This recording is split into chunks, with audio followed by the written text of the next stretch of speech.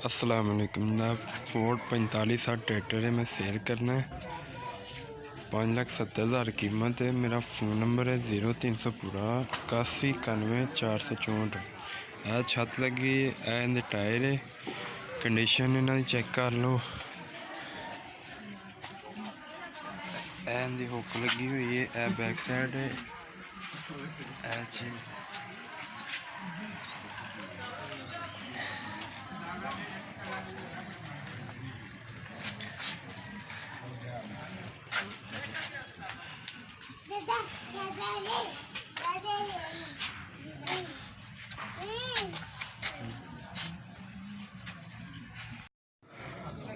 ना Ford tractor है 4560 है, मैं सेल करना चाह रहा हूँ। तो यह इनकी कंडीशन है भाई, 5,70,000 का सेल करना है। मेरा फ़ोन नंबर है 0300 पूरा 8191 464।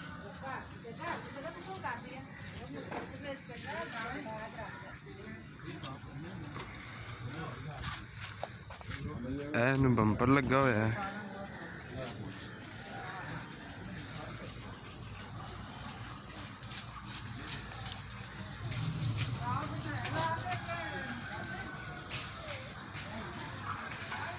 यह छत लगी हुई है, इनके टायर है, एन हुक लगी हुई है करैली।